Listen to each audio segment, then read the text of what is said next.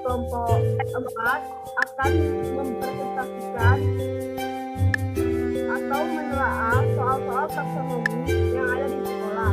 Sebelum itu, saya akan memperkenalkan anggota kelompok saya, yaitu Gana Francisca Boru Witasoli, Erdi Erlangga, dan yang keempat Sapero Adam. Dan sebelum masuk ke menelaah soal, baiknya kita harus mengetahui tentang apa itu taksonomi. Dan taksonomi akan dijelaskan oleh Juliana Francisca Boru Witasoli. Pak sudah tempat, saya persilakan.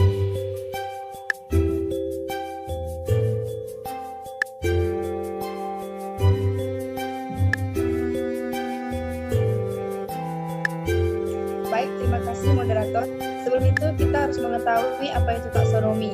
Nah, taksonomi berasal dari bahasa Yunani, yaitu taxen dan nomos. Taxen artinya mengklasifikasi dan nomos artinya aturan. Taksonomi secara etimologi berarti klasifikasi atau suatu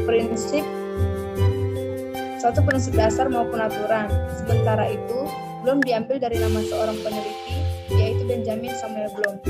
Ia meneliti pengembangan kemampuan berpikir dalam sebuah proses belajar. Taksonomi Bloom itu sendiri bisa diartikan sebagai sebuah struktur hierarki yang mengidentifikasi keterampilan dari tingkat yang paling rendah ke tingkat yang paling tinggi. Selanjutnya,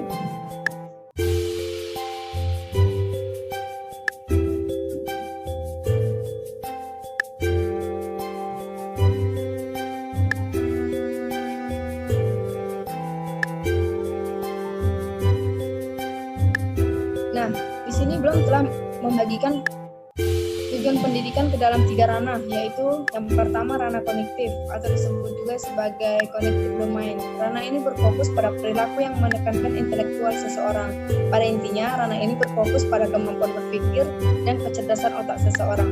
Contoh yang termasuk ke dalam ranah kognitif ini adalah keterampilan dalam berpikir, pengetahuan, serta pengertian.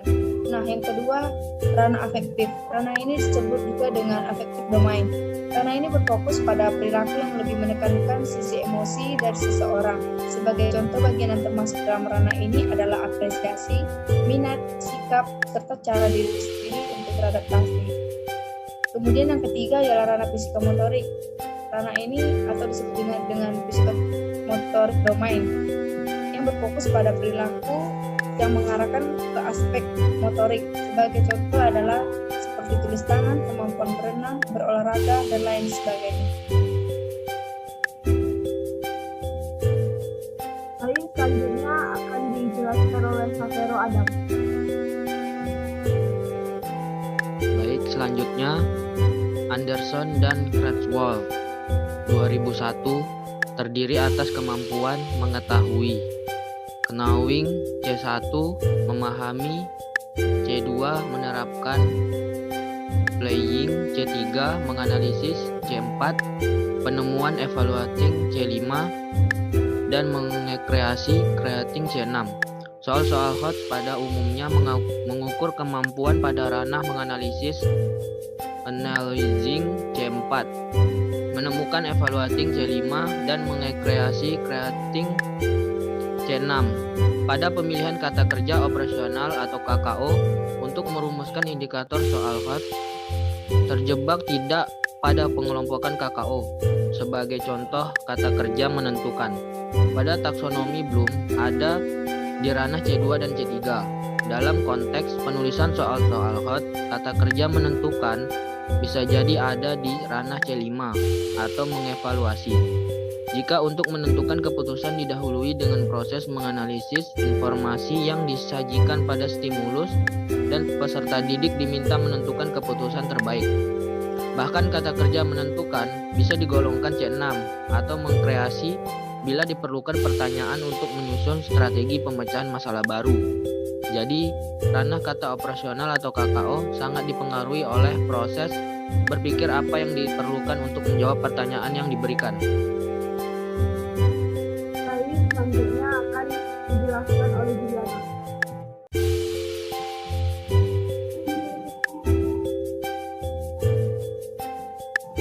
Baik, nah di sini merupakan tabel kata kerja operasional KKO edisi revisi teori Bloom, yaitu ada C1 mengingatkan, nah C2 memahami, C3 C3 menerapkan, C4 menganalisis, C5 mengevaluasi, dan C6 menciptakan.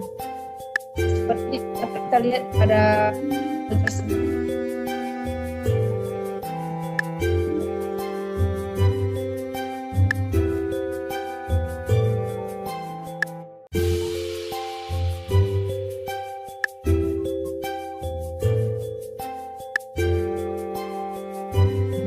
Selanjutnya masuk ke soal.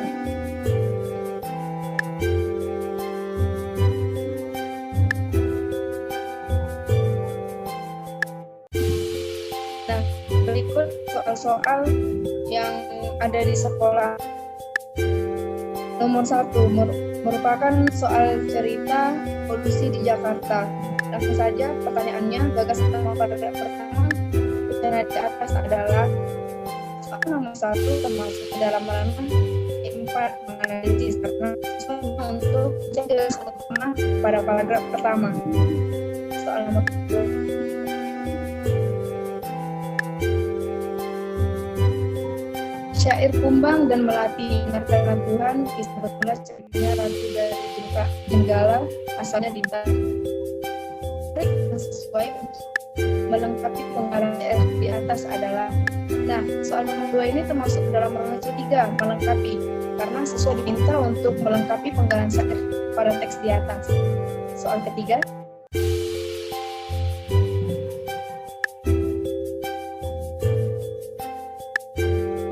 baik, soal ketiga ini merupakan contoh puisi yang berjudul Di Bawah Gelombang.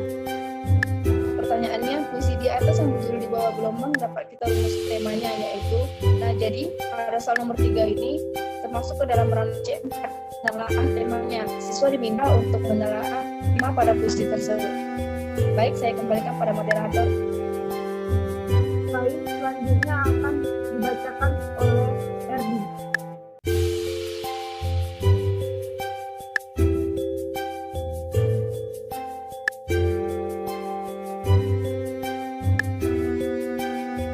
Nah, di sini saya melanjutkan soal nomor 4.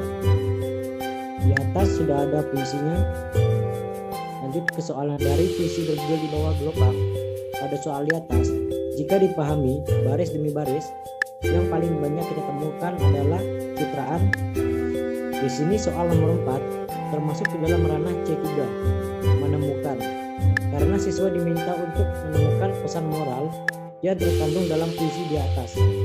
Sedangkan nomor soal 5 termasuk dalam ranah C3 menemukan citraan pada puisi tersebut.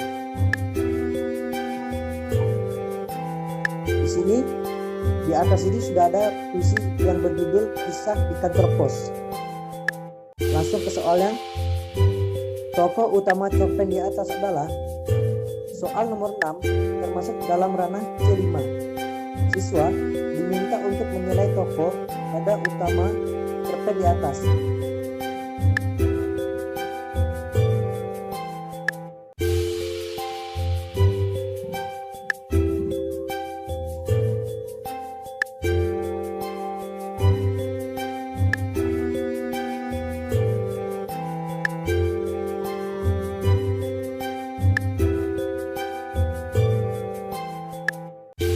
Silakan moderator. langsung aja Safiro. Akan dijelaskan oleh Savero. Baiklah, soal selanjutnya nomor 7. Watak tokoh utama dalam cerpen di atas adalah. Soal nomor 7 termasuk dalam ranah C5. Siswa diminta untuk menilai tokoh pada utama cerpen di atas. Lanjutnya.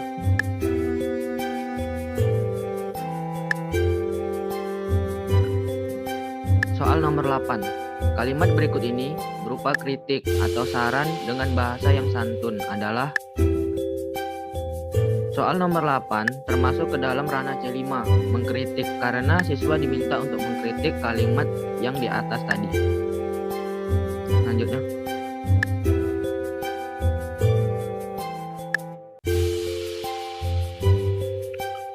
Soal nomor 9. Ia malas belajar, tidak dapat mengerjakan soal. Konjungsi yang tepat untuk kalimat tersebut. Soal nomor 9 termasuk ke dalam ranah C4, mengkritik, karena siswa diminta untuk menganalisis di kalimat yang di atas. Baiklah, selanjutnya saya kembalikan kepada moderator. Baik, terima kasih atas penjelasannya.